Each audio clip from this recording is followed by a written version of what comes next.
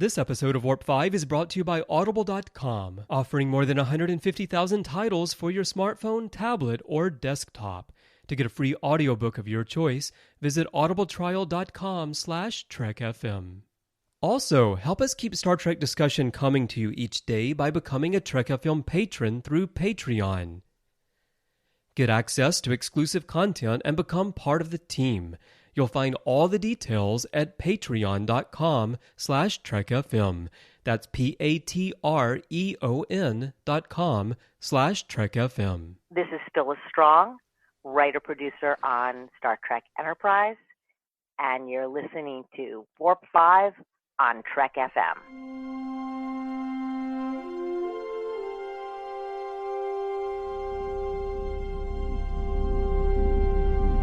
How we doing, Trip? Ready when you are. Prepare for warp. Course laid in, sir. Request permission to get underway.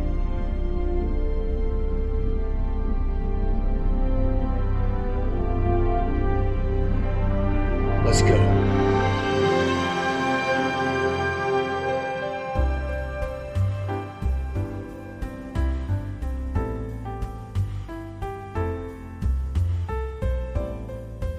Welcome, Boomers, to another episode of Warp 5, Trek FM's dedicated Enterprise show. I'm your host, Floyd Dorsey, and I'm joined on this away mission by my regular guest, and we'll just go ahead and call him co-host, Brandon Shea Mutala. Brandon, how's it going?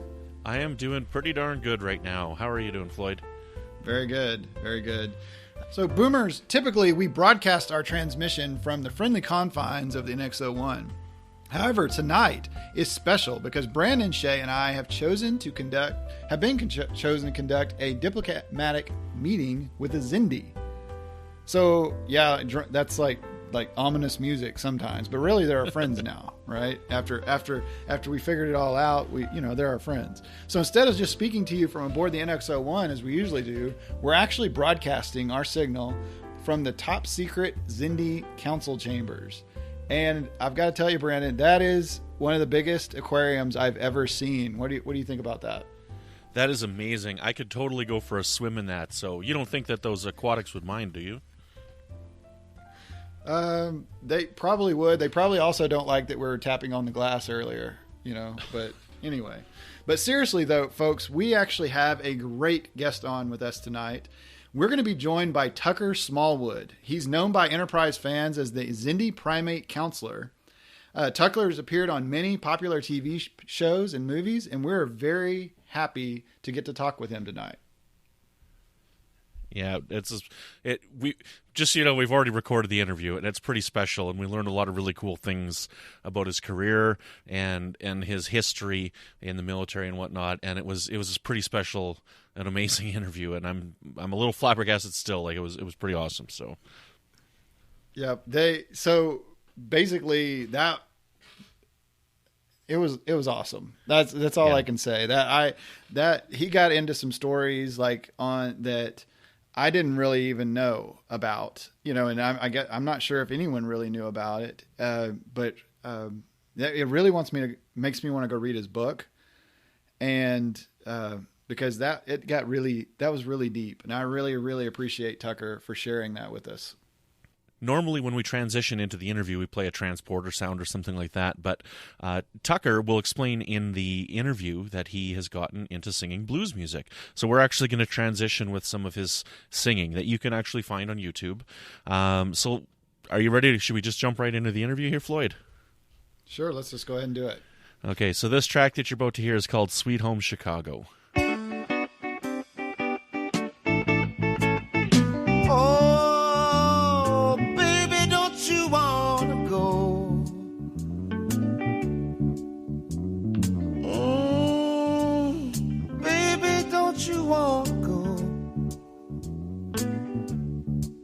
Back to the land of California, to my sweet home, Chicago.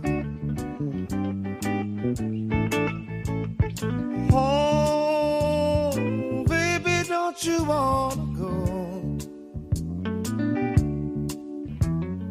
Oh, baby, don't you wanna go?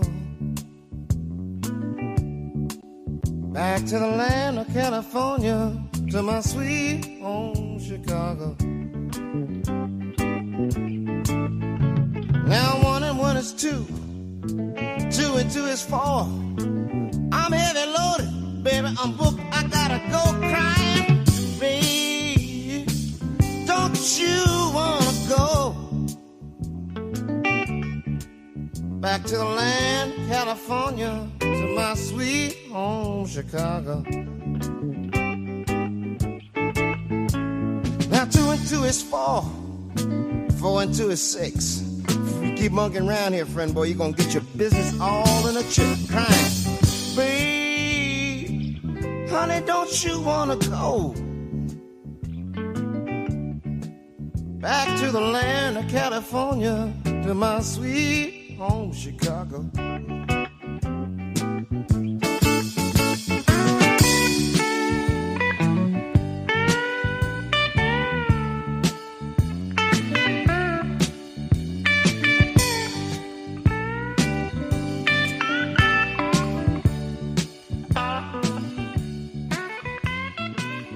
And joining Brandon and I here in the Zindi Council Chambers is accomplished actor and singer Tucker Smallwood. Welcome to Warp 5, Tucker. Thank you. It's a pleasure to be with you both. So, Tucker, let's just go ahead and just go back to the beginning here. Let's just start from the beginning. Oh, the beginning. You got a Wayback Machine there? Yeah, we'll look through the window then at the back. And how did you get your start in Hollywood? I graduated from college in 1966 with a degree in speech and TV production and began directing for the NBC affiliate in Baltimore. And about 4 or 5 months later, I received my draft notice. It wasn't expected to, produce anything significant because I had played football for Maryland and had incurred a knee injury. And I wasn't going to play pro football, so no surgery was scheduled. But when I went in for my induction physical, the doctor said, your knee clicks every time you flex it. And I said, yeah, I know. He said, well, but you can walk, can't you? And I said, well, of course I can. I walked in here. Well, fine. You let us know if you have any problems. And the next thing I knew, my hand was up and I was being sworn into the Armed Forces of the United States. I was somewhat of a disciplinary problem, but I was rather good in the woods.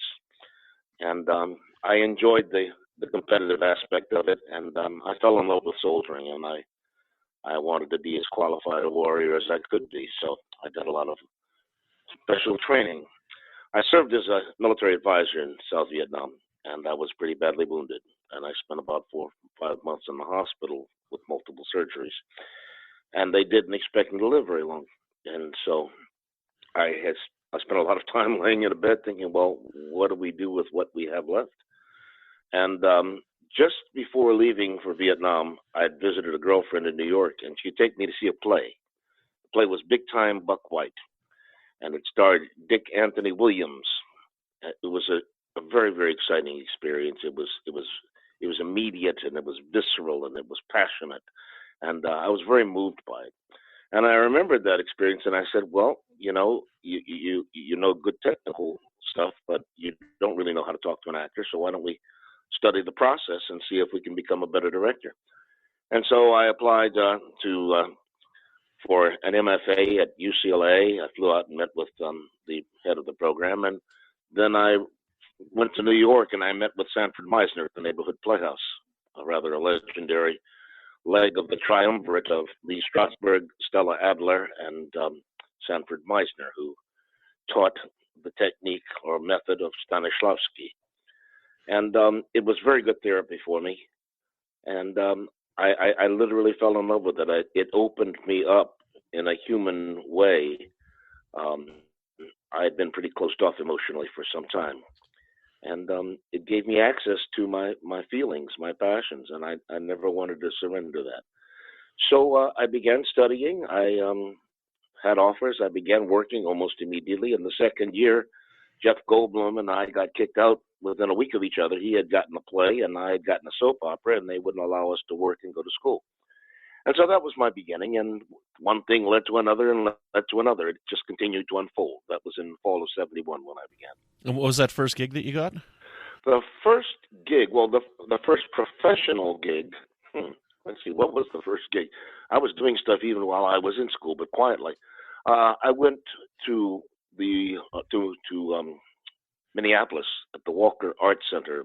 Berta Walker was producing this production of a children's play, The Hunting of the Snark, and I went and performed that. I remember how very cold it was, and then having tunnels underneath the streets to cross. And I said, yeah, that's a good idea. If I lived here, I wouldn't come up until spring. So I can't imagine what life is like outside for you. It can be pretty nasty. Floyd and I every time it gets really cold here, I actually text Floyd what the temperature is, and I had a couple of times this winter here where it hit down to minus 48 Fahrenheit with the wind chill. Mm-hmm. I can remember being in Ohio in college and inhaling, and my nostrils froze together, and I said, okay, well, this is not acceptable. I don't want to be anywhere where it's this cold, and I've tried to avoid it ever since. I could not have survived in Korea. Vietnam, I love my work and I love my people, but it was hot. To do what those men in Korea did, or during World War II in Bastogne and the battles and the brutal European winters, that's a man. That's a man. When your plasma freezes and your weapons freeze, your butt is going to be next. Wow. Yeah, I can't relate to the cold myself. I live in Dallas, so when Brandon says that it's negative something, I'm like, it's 72 here, so I don't really know what you're talking about.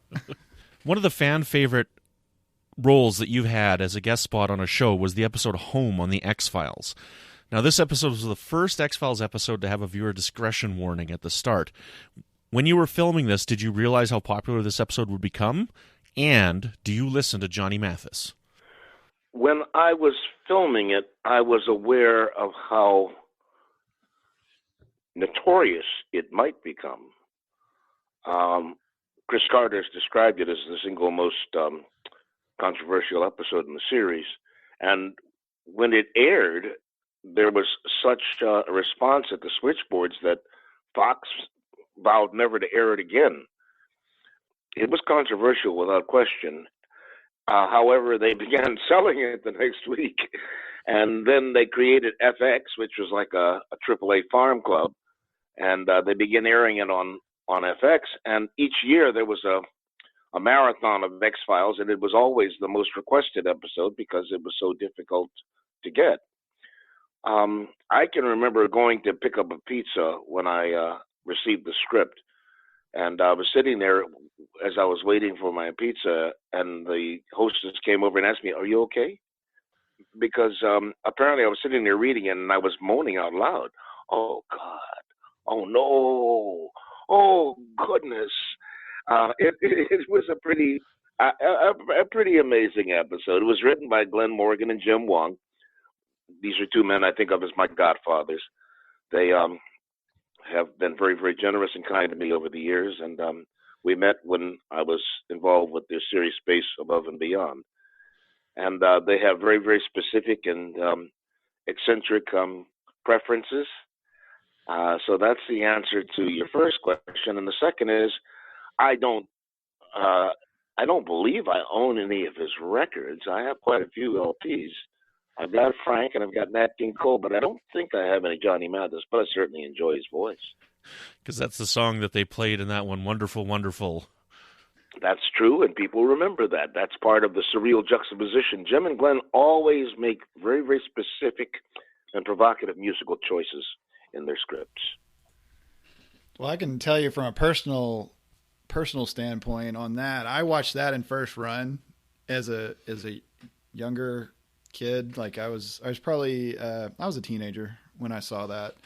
That was creepy. That whole episode was so creepy. But you played like your part in that. You played that so deadpan because I mean they were. It was kind of a joke that they had that you were Andy Taylor, you know, and that they were saying that they were basically in Mayberry, you know, and just the way you delivered your lines on that, it was just. It was so funny. I thought it was so funny, and it starts off like that, but then it ends up being one of the creepiest episodes I've ever seen. Tucker, staying in the sci-fi genre here, how similar or different were your experiences working on the X-Files versus working on Millennium? Well, they were both shot in Vancouver. Again, the script was written by Jim and Glenn. It starred Kristen, who had become a good friend from our work together on Space Above and Beyond. The weather is beautiful there. I've been to Vancouver probably 4 or 5 times, and it's just such a special city. Different, I don't know, it's a different character, different reality, a different world, but always comfortable and always surrounded by very affirming people. We have a listener, Richard Marquez. He's also a host here on Trek FM, and he was a fan of your time on Space Above and Beyond. And he wanted me to ask, for your character as Commodore Ross, did you emulate any characteristics of a former commander that you knew from when you served? No. I had relatively few relationships with senior officers. We were out there in the bush by ourselves, a 5-man team. And when I got there, the commander had only arrived 2 weeks before, and that night he was hit in the shoulder. And 2 weeks later, he was shot through the buttocks, and I became commander. We had a pretty independent operation. The joy of that character and that relationship was that I was playing myself 25 years after Vietnam. The values, the qualities, the concerns that I had as a commander in Vietnam were the same things I brought to Commodore Russ. So I was essentially playing myself, but entirely grown up. All right. So Richard's going to love that answer, because you weren't just inspired by someone, you were actually just playing yourself. So I know he's going to love that answer. I personally loved Space Above and Beyond. I watched it during its initial run because I was huge fans of Glenn Morgan and James Wong from their work on the X-Files. And so when that show was airing, I was totally hooked and was so disappointed when the show got canceled at the end. I'm happy that they gave it kind of a nice finale, because a lot of shows didn't have that at that time if they only went one season. But that was some excellent work, and there were some really, really outstanding episodes in that show. Yes, it's without question my favorite work on television as an actor. It was very personal. It was a wonderful, nurturing relationship, and what was most compelling to me was the reaction of the veteran and the active service community. In those days, they had airports that had recruiting stations in the airports, and I traveled a great deal. And I'd walk through the airport, and people would come running out of those offices who recognized me and tell me, I watch that show every week. I make sure my son watches that show. It was very satisfying to have the approval of the people that we were portraying. I wanted to do it right, obviously. I have relationships, and it's very important to me how we are depicted in fiction. I've turned down a great deal of work over the years that involved a character that I wasn't comfortable with, his values or his conduct. So I have a question that kind of expands on that. Have you seen the newest Star Trek movie, Star Trek Beyond? I've kind of lost track. I was watching some previews from something on Trek, and I don't know if it's the next movie coming out or one of them that I missed. I don't know that I've seen all of them. I've seen a great number of them, mm-hmm. but I'm not a slavish fan. I have a lot of interest, and there are a lot of movies these days. And the comic book genre is not at the top of my list. The movies that I gravitate to are generally smaller movies, personal movies that aren't technology driven. They're driven by human interaction. Okay. So the reason why I'm asking this question, if you'd seen the new one, is one of the frustrating plot lines that I found in Star Trek Beyond was that the main antagonist in it was a person who had been in the military, and after the war was over, he got really frustrated with the position that they put him in as just a captain of an exploration ship, and he didn't know how to make that transition. So he's now taking revenge on Starfleet because he felt like he was kind of thrown out to the wind after he wasn't needed as a military officer anymore. And to me, I kind of find that as a frustrating trope with military characters nowadays. And I'm just wondering, how do you feel about that portrayal? Well, for quite a few years, the trope of the crazed Vietnam vet was very, very popular. As I said, I've turned down a great deal of work over the years. it's lazy writing to me, but it would seem that the people that created this, chose a theme that seems to resonate, not because it's necessarily true, but because it's been recreated so many times over the years, in the past, say, 30, 40 years, of disgruntled former prior service acting out in a malevolent way. And, I guess people can buy into that.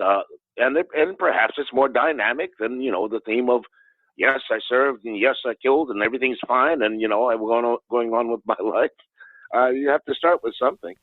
Tucker, why don't you tell us about some of the work that you've done to help veterans, and then your book, The Return to Eden? Well, I became engaged in veterans advocacy in the 70s. I was not particularly political. I've never been much of a joiner. And I came to California in the late 70s and became involved with the program that was funded by the Fisher family. These are the people that have created Fisher Homes and have been very benevolent supporters for decades. And we would go into the hospital ward here, the lock wards and the detox wards out here in LA, and with a tape recorder and scripts from shows like Barney Miller and Taxi. And we'd cast the patients, and then we'd read the scripts, and we'd record them, and then we'd play them back. And it was very satisfying. I enjoyed spending time with these guys. They related to me because they knew I had been where many of them had been. And it was very affirming. Now, this was in the late 70s, as I said. It was about that time that my wheels began to come off. And while I had done very, very well professionally, financially, relationship-wise, for almost 10 years, I was slowly beginning to descend into depression. And it wasn't until 1988 that I was encouraged to speak with someone, and I found a therapist, and I got better. But at that time, PTSD was not even a diagnosis. We had, for generations, had different terms to describe issues with soldiers' heart, combat fatigue, shell shock. But, by and large, they were describing the same dynamic of the dislocation of being in the most hellish circumstances you can imagine, and then leaving them and coming back and trying to find normalcy when we've been through something that is the antithesis of normalcy. It's very hard to reconcile, and some of us drive off the road in our process of trying to reconcile those two conflicting things. The primary aspect of my problems was survivor guilt. A lot of people that I respected and cared for didn't come home. And I had been, as I said, pretty badly wounded. I bled out and was pronounced dead. And it was a miracle that they brought me back, and it was a miracle that I healed as well as I did. But that was all physical. My mind was really having problems with justifying still being here and having such success in my life when people were underground. And so I became very self-destructive and set out to destroy the success that I had created and achieved. And I lived like that for about 8 years. And when I did get help and I cleaned up my life and my mind and moved to California in 1991, I committed myself to being involved in whatever way I could as an advocate for veterans. A lot of people today exist with post-traumatic stress disorder, and we have different ways of treating them. I had separately gone to the dedication of the wall in Washington at Arlington in 1984, and in 1985 there was the first parade in America to welcome home Vietnam veterans, and I participated in that. And I met men with whom I had a great deal in common, and we became good friends and close relationships, and we did work together on behalf of our city and our fellow veterans.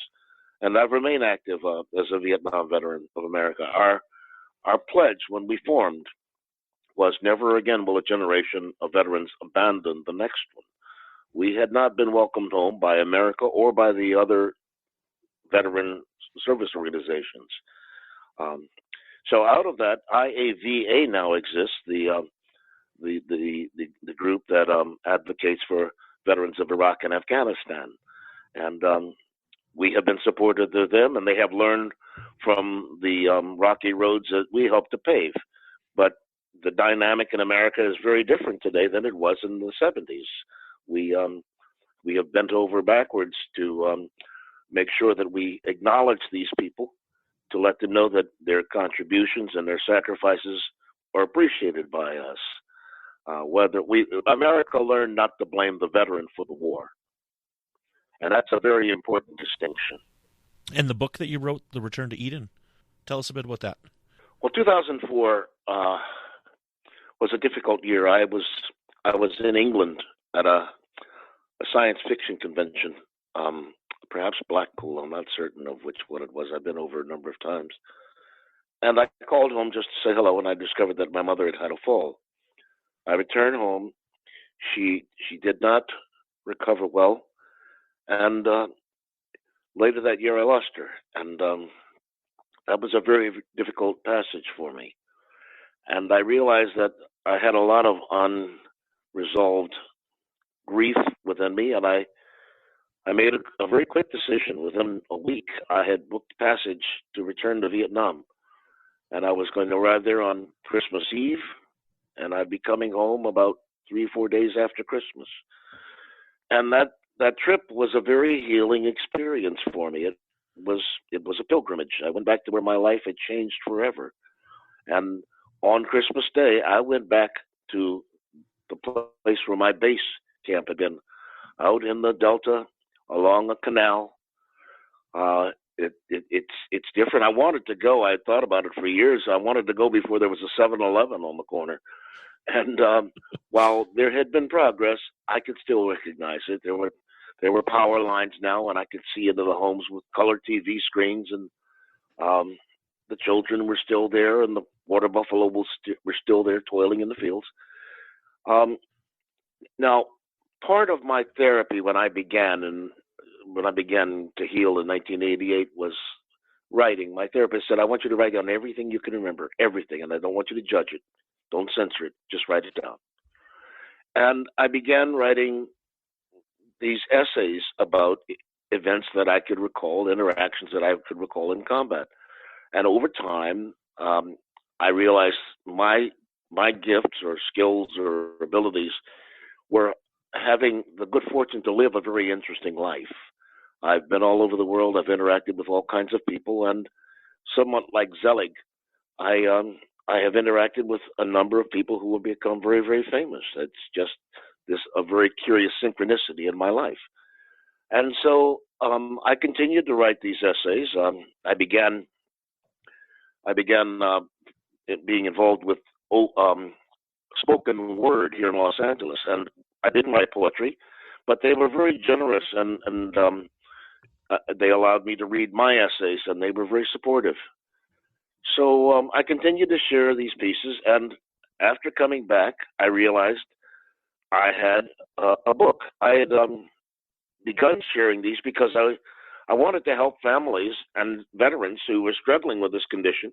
It's still not very well understood. There's a lot of confusion about it. There's a lot of misinformation about it.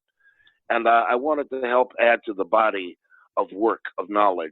I was served by reading books of other veterans. There were things that insights they would share that had not occurred to me. And they were insights only these veterans were likely to perceive, to come up with, because we knew the truth. And I wanted to share that body of work. So, and we had also come into a time when self-publishing became a reality. The legitimate book companies were not going to be interested in me. I had no track record, and I wasn't looking to become famous. I had achieved that 20-some years before. I wasn't looking to become wealthy. I had become comfortable economically, but I wanted to share my insights with others in hopes that something that I said might clarify something for them. So the book exists. I'm happy to have written it. I'm proud of it. I've enjoyed sharing it over the years with people, and I enjoy getting feedback from people who have sought it out and read it. It's also an audio book. So it exists. I have probably 2 or 3 more books on my computer. I'm not driven to publish more. Facebook gives me an outlet for expressing myself. I have a website, tuckersmallwood.com, where I've maintained a blog for over 8 years. So it is what it is. It is where it is, and that's essentially the story. But the photo on the cover of the book is a photo I took outside of my base, and I noted it was Eden once again. No more bunkers, no more sandbags, no more barbed wire. It was beautiful again. That's awesome. Wow. So, Tucker, bringing it back to Star Trek here, on Enterprise, you played a Xindi primate that accompanied Degra at council meetings. So what were you told about your role before you began filming?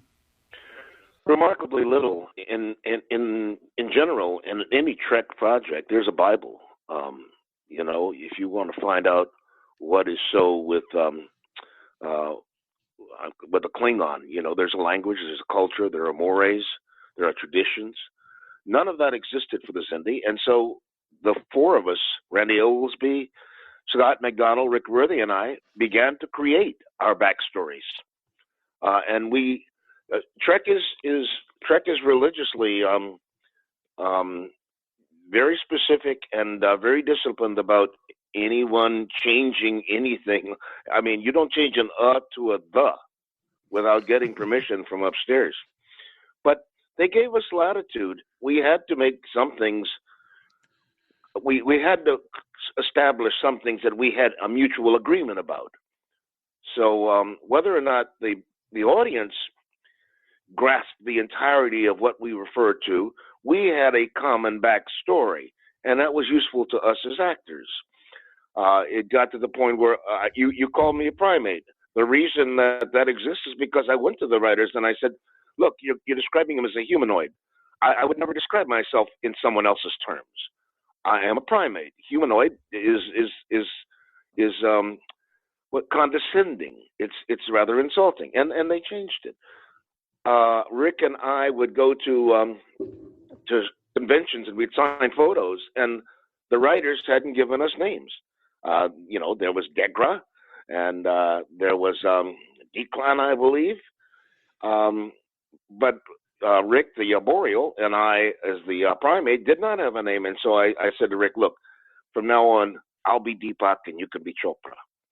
And so when we go to conventions, that's how we sign our pictures. Oh, that's great. Now, of course we have a name. They don't know our name, but of course we have names. We had parents.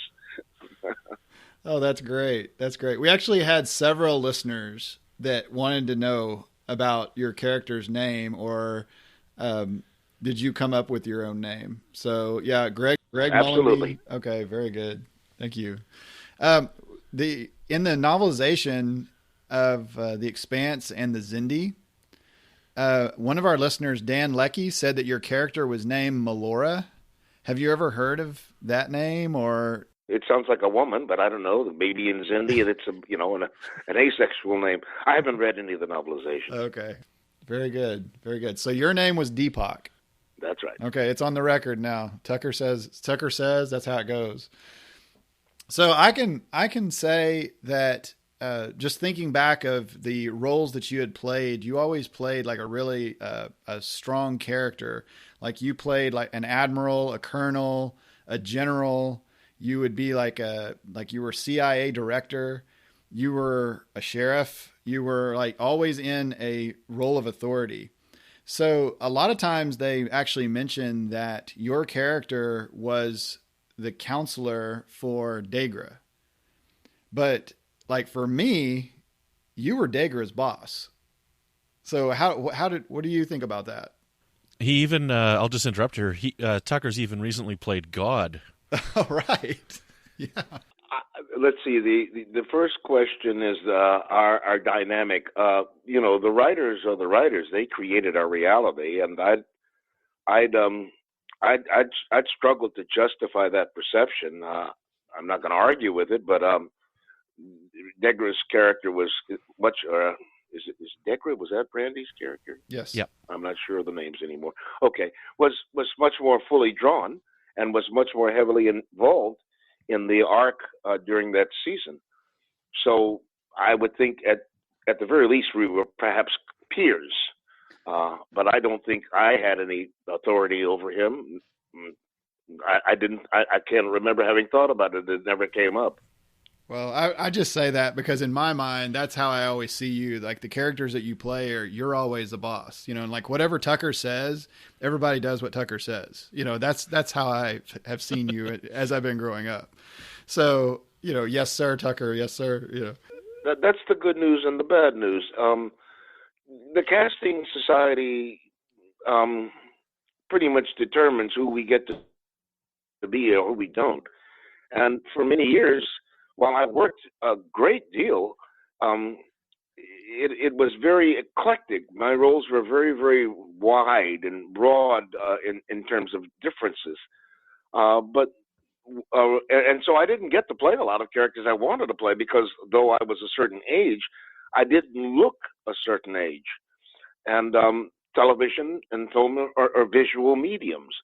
However, as I became psychologically more healthy, I sort of grew into myself, and there was a sweet spot for some years where I looked mature enough to be the person I was portraying, and so those were good times.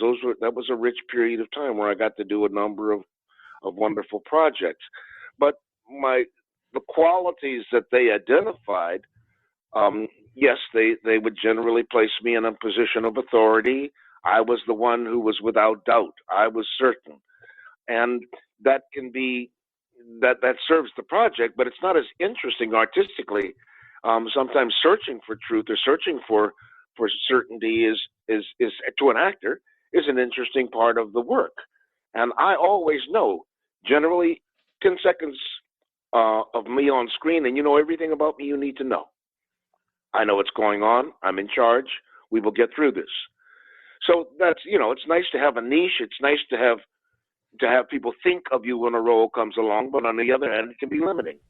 So your role as the Xindi involved some makeup and prosthetics. Can you tell us about the process that they would use for that? I would arrive on set 2 hours, however many hours. There were times when I got there when it was dark, and there were times when I went home and it was dark, but it was the next day. My makeup and everyone's makeup were rather different. Degra's and I were similar, but it took 2 hours to apply in the morning, and it took an hour and a half at night to take it off, and it was a process, and it was not to me a pleasant process. I've been told over the years there are some actors who've taken to their prosthetics and their makeup, you know, comfortably, and others who have resisted and struggled. It wasn't a fun process. I like the people very, very much. They're very professional. They're very diligent, and there's no such thing as, you know, sort of or half-assed. What I'm saying is, if you feel, I'm only on a quarter of a page here, they're only going to see me from the side or the back. No, the director could decide, let's shoot this full. So you went through the whole process every day. Those were long, long days. Those were $6,000 days. And, you know, I enjoyed the ensemble. I enjoyed working with them, and Paramount was very kind to us, and it was a good time.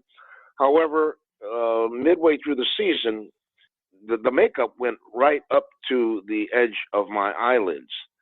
And there was paint, and there was color, and there was texture.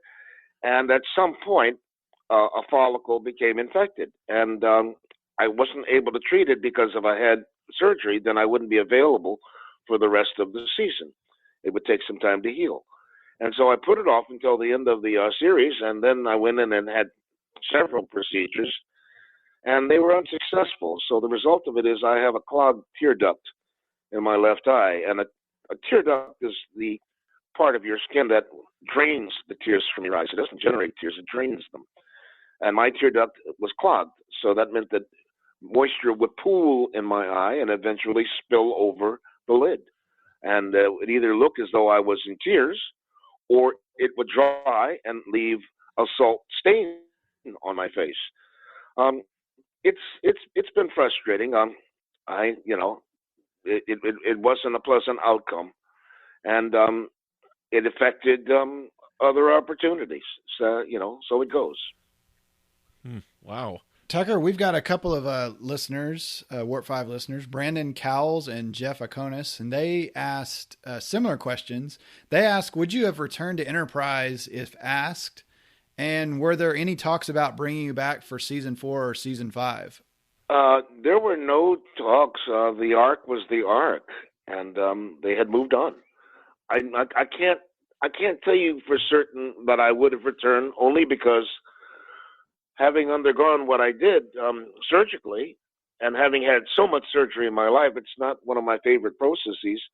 My eyes are pretty important to me, and I just can't say with any certainty that I would have jumped at the chance. But the reason would not have been for any adverse or any negative feelings about the creative people. It would have been simply my own physical well-being. Well, thank you for mentioning the eye, because a listener, Dan Leckie, actually asked about your health and like how you had recovered from that. So you actually already covered that. And I didn't realize that you had had complications from it. So thank you so much for telling us about that. So before we move on to some other aspects of your career, so when you were hired for Enterprise, did you know that it was going to be a season-long arc when they hired you, and that you would be back for a certain amount of episodes that season?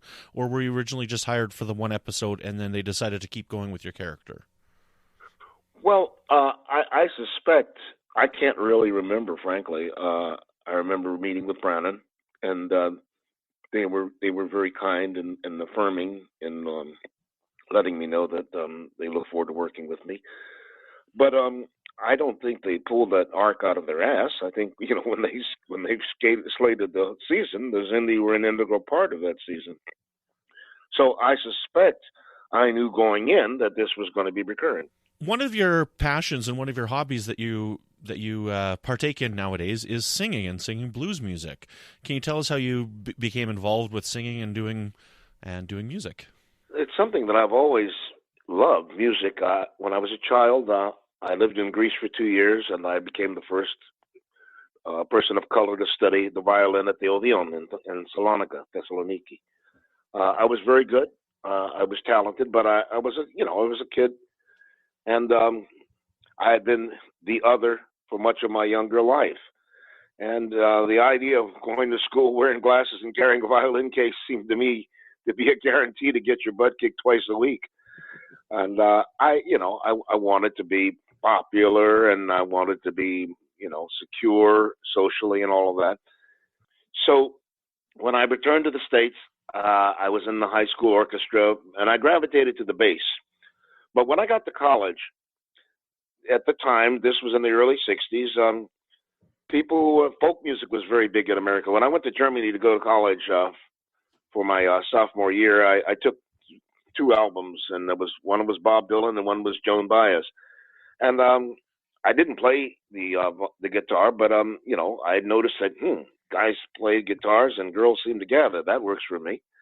And so over time, I would watch other people. I didn't have any formal training. I played entirely by ear. But I began to I got a guitar. I began to play it. I began to jam with other guys. When I came back to the States, I continued. I did study at the Guitar Institute in New York with Eddie Simons. It was Paul Simon's brother, Eddie Simon, created the Guitar Study Institute. And I learned about tablature, and I learned about pattern picking. And when I came to California, there were people here that I could go and work with. And I met over the years some of the great performers of this genre. I fell in love with the blues. And I got to meet Mississippi John Hurt and Johnny Shines and Robert Jr. Lockwood and other great bluesmen. I was fascinated by that. And this was music that had not received a whole lot of support from the black community. If you remember the social dynamic of those times, we were in the midst of civil rights. We were in the midst of integration. We were in the midst of fighting for voting rights, at the end of segregation. And this music to many people of color, reflected a time when they weren't proud of it. And so very few young black kids were gravitating to the blues. It was huge in Europe, and the people that trained me were generally people who were white, who fell in love with the genre and wanted to break it down scientifically, and so they imparted what they knew to me, and I was very grateful for that. Today, you can go on YouTube, you can see countless videos of how to do things. You'll see people of color, you'll see people who are white, you'll see people who are Asian, but they share a love of this American music. And so I enjoy playing it. And there's another aspect. I was an up-and-coming folk singer here in America, and then in Vietnam, I was shot through the throat, and my vocal cord was paralyzed, which means that I could only whisper. I couldn't make a tone. But there's a wonderful human tendency to compensate, and over time, I learned how to speak again. And this music was I could assume a persona that seemed to have some credibility. I was not your basic Broadway baritone with a beautiful baritone voice. I had to make. I had to find ways to project air through my instrument, which was compromised, but would allow me to make sound. So obviously, I can speak. I can project my voice. I do it. I don't know how I do it, but the body does. It understands it. And if I allow myself to assume that bluesman persona, then I'm comfortable in that. And while it's not as mellifluous as Johnny Mathis, it communicates. All right. So, Tucker, thank you so much for coming on Warp 5. What are some latest projects that you're working on or that you've just finished up that our listeners can be looking out for? Well, Bob Odenkirk does a series here called Better Call Saul, which is just wonderful. Yes. It's a spinoff from Breaking Bad, and he and I had met years ago in one of his projects, and he had contacted me and asked if I'd be involved with his film Girlfriend's Day, which premiered on Netflix on Valentine's Day. So that was great fun, and the kind of projects I am drawn to nowadays are much smaller projects, the work of emerging artists. I did a film called Embers a couple of years ago, which has been acknowledged as one of the very fine science fiction efforts of the past few years. And it is available on Hulu and Yahoo or Hulu and Netflix and all of these, outlets. It's called Embers. It's a piece of work I'm very proud of. And these roles are the interesting roles to me. They are the roles where I get to be a human being, as it were, rather than some automaton or some authority figure who, seems to have an emotional arc from A to B. I'm a member of Rogue Machine Theater, my group here in Los Angeles. We do rather impressive work. I've had a great deal of fun the past 10 years returning to my love of theater, which was really my first love. I did 6 plays for Joe Papp in New York City. And theater is the medium for the actor. There's no cutting room. There's no editing. It is live. And there's some wonderful performers you are familiar with who will never set foot on the stage. It's just not a comfort level for them. But some of us absolutely love theater. And I've gotten to do some of my very best work in these recent years, which is very affirming to be. I turned 73 last Wednesday. And when I did The Sunset Limited for 6 months with Ron Batista and later with Joe Spano at another theater, that's about as demanding a production and a character as I've ever portrayed. And so to do it as late in my life as I did it and to do it so successfully was very affirming. I'm very, very happy. When I finished that 6-month run on of the Sunset Limited, I sat back and I said, if I never do another role ever, I'm good. I'm satisfied. This is what my teachers trained me to do, Sanford Meisner and Stella Adler. And I think they would be pleased, and I am pleased. So it's nice to get to the end of your road and be able to look back and say, yeah, that was valid, that was solid, that was work you can take pride in. Wow. So you mentioned your website, your blog earlier. Could you let our listeners know how they can follow you on social media, or let them know about your website? Well, if you Google me, you'll come up with any number of references. I'm certainly not hard to find if you're looking for me. I don't visit my website that actively, but I do occasionally. I post on Facebook probably as prolifically as anyone. It is an interesting outlet, and I don't accept friends because friends entail, more and more input, and I spend entirely too much time on it as it is these days.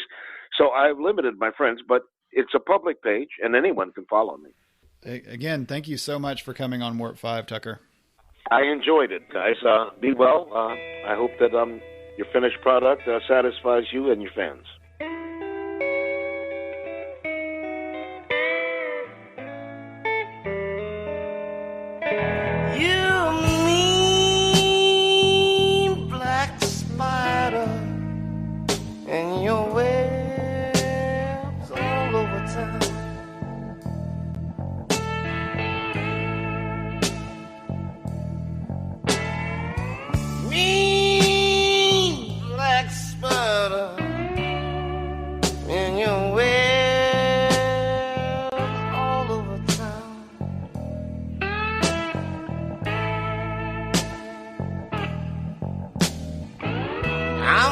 Get me a mean red spider that can tear your cobweb down.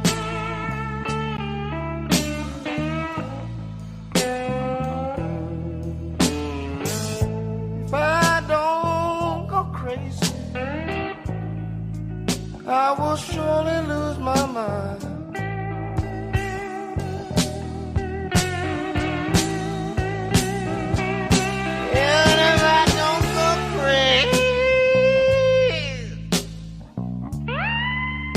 Honey, I will lose my mind.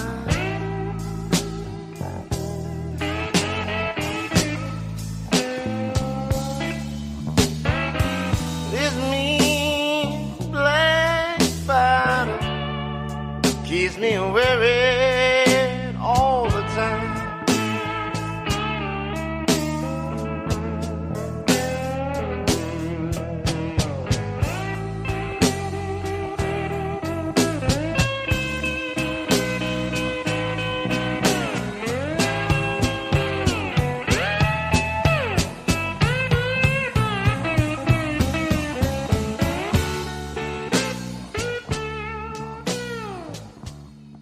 So that track that you heard now exiting the interview was called Mean Black Spider. That I'm still just floored by the stories that Tucker gave us. Like what he did in service for the United States. It was very touching. And then he actually dropped in that he was shot in the throat. Yeah. So he couldn't talk, but yet he could still figure out how to sing, and he ended up acting anyway. So it's just amazing. Yeah. Just amazing man. So Brandon, what did you think about that? That was an amazing experience. I mean, I've loved watching Tucker as an actor ever since I was a teenager. I mean, I watched Space Above and Beyond during its first run live, and so I saw him on there. I saw him on Star Trek Voyager. I saw him on Star Trek Enterprise, and a lot of these genre shows that I've fallen in love with in my life, he's been a part of them. X-Files, Millennium, and all this wonderful stuff.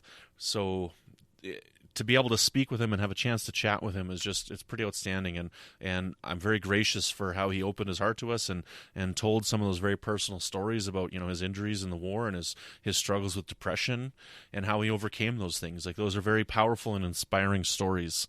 And I hope that people that are listening, I hope there's a few people out there who could take some inspiration from Tucker's story. Very well said, Brandon. And talking to Tucker Smallwood is not the only thing we're doing on Trek FM this week. So here's what else you may have missed elsewhere on the network. Previously on Trek.fm, Warp 5. Well, they decided to come out with something called the 1701 line, which is always cute. Retailers always want to do 1701, or they make the price $17.01, and that's real cute, except when you have 100,000 people who want a figure and you're only releasing 1,701 of that figure, you're disappointing a lot of completists. Saturday Morning Trek. And the backgrounds were actually reused later in other Filmation properties. That would be cool to see that. I never watched the He-Man cartoon, but I'm sure if I watched it today, I'd be going like, oh, that's the planet from yesteryear, or whatever episode. Melodic Treks. So you had an individual dialogue track, an individual sound effects track, and an individual music track. If you take out the dialogue and effects, if you just mute them, you're left with the edited and potted music stem. And that's what else is happening on Trek.fm. Check out these shows and find out what we're talking about in your favorite corner of the Star Trek universe. You can find us anywhere you can get your podcasts, iTunes, TuneIn, Stitcher, or you can go to our website at Trek.fm and grab the RSS link or download the MP3 file. And if you're an Apple user, please hit the subscribe button. And while you're there, leave us a star rating and review. That would help us increase in visibility for other listeners and help us grow the show. And speaking of reviews, recently I actually announced the winner of our year-long anniversary Warp 5 review contest on iTunes. We ended up, the winner was Stronger Than Z10. So Stronger Than Z10, you shoot me a PM on Facebook or post in the Babel Conference or post in any of the Star Trek Enterprise or Star Trek Facebook groups that I post a show in, and let us know. I'd like to send you those Blu-rays as soon as possible. Another way you can help us keep our shows coming to you each week is to become a patron of the network on Patreon. If you visit patreon.com/TrekFM, that's patreon.com/TrekFM, you'll get to see all of our goals and current milestones. And just Patreon is the gateway for helping Trek FM out. Any little bit helps. $1 a month helps. If all of our listeners just gave $1, that would help our network out so much. But if you jump it up to $5, you get access to the Patron Zone. So Brandon's actually our Patron Zone manager. So Brandon, let our listeners know a little bit about what's going on in the Patron Zone. Well, we're getting lots of early releases for you guys on there, so you can go to our little website called patron.zone. We've got some really cool exclusive content on there, some commentaries that are exclusive, some deleted scenes from episodes that are exclusive, and some wallpapers. So it's a pretty cool little place, and to get access to that, you just need to donate at the $5 a month level. And the website again is patreon.com/TrekFM. Very good. Thank you always to my co-associate producer, Mike Morrison, and our new associate producer for Warp 5, Tim Cooper. Thank you so much, Mike and Tim. Thanks, guys. They support Trek FM through Patreon. And that's also how Brandon and I got started. I started out, I decided that I wanted to be at the associate producer level. So that's the $25 level. And that's where I got started. And next thing you know, it comes around and they have the Patrons Roundtable. So, Brandon, how's the Patrons Roundtable been going? It's been going really good. We've actually been getting a different host to try and host the roundtable every month. We had, as of recording of this, we had Amy Nelson host the last one. We had Lee Hutchison host the January one. Ken Tripp hosted the one in December. I hosted another one in January as well that was about Trek trivia. And we got some other great hosts that are going to be helping along with that. Oh, that's great. And every name that you just named all got started at Trek FM through patreon.com. So listeners, if you want to get started with it, that is definitely a place to get your foot in the door and get started helping with the network. I'd like to thank Tony Robinson for creating the very cool show art for our show. And thank you, Brandon, for handling the editing and publishing of Warp 5. Hey, you're very welcome. If you'd like to get in touch with us here at Trek FM, you can always find us on trek.fm/contact or look on the sidebar on the show page, or you can go to speakpipe.com/trekfm. You can also contact us through Twitter at Trek FM, Facebook at facebook.com/Trek FM, and as we mentioned earlier, the Babel Conference. Type the Babel Conference, BABEL, into the search field on Facebook, or you can go to our website at Trek.fm and click discussion on the menu bar. So, Brandon, if our listeners were wanting to talk to you a little bit about what it's like to tap on the glass of the Xindi Aquatics Aquarium, how can they get in touch with you? You can follow me on Twitter at Brandon Matella. Every once in a while I stick my head up in the Babel Conference, and I guess those are the primary ways to find me right now. I'm in the process of starting another podcast, and I've got a Twitter account for that if you want to follow me. I'm a big fan of Alfred Hitchcock, and me and a couple of friends are in the planning stages of that, so you could follow me on Good Evening Pod. Sorry, at Good Evening Pod. Very good. That's exciting, starting a new podcast. Very good. And if you'd like to get... I'm crazy. I do enough podcasting. I don't know what I'm doing. What's wrong with me? If you'd like to get in touch with me, listeners, you can always find me on the Babel Conference, the Trek FM's listeners page on Facebook. So, Boomers, thank you for listening, and join us again next time for another episode of Warp 5.